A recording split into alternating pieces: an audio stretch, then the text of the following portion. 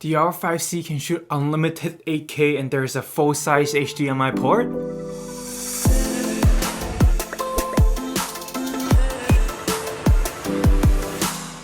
Hey guys, welcome back, I'm Albert. Rumor has it that Canon is pumping out a new R5c, a cinema-focused R5 by the end of this year or Q1 2022, and the features really got me excited. I think it's going to be a relatively similar camera to the regular R5, but with these two improvements that have been rumored. The first one is a full-size HDMI port. This might not be a big deal for some people, but if you plug your R5 into a monitor or switcher a lot, you would know how finicky the micro HDMI port feels.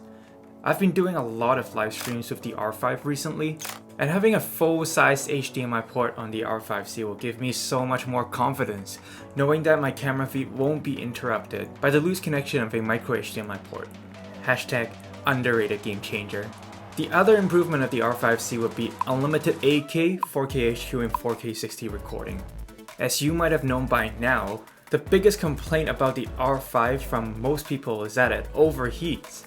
I made a video last year claiming that this is not a problem of mine, but after shooting a whole season of weddings with this camera during the summer heat wave, although my R5 never completely shut down during any weddings, it did come close a couple times where the infamous overheating timer came down to a 5 minutes or even dead zero. So allegedly with an active cooling system like the C70, the R5c will never overheat regardless of the mode it's shooting in. It's just a fancier way to say that this camera would have a few spinning fans in it. With this design, however, this camera might compromise a little bit in terms of weather sealing compared to the R5, as there will be physical holes for air to pass through, like the C70. But why? Why the R5c when Canon already has a full lineup of cinema cameras?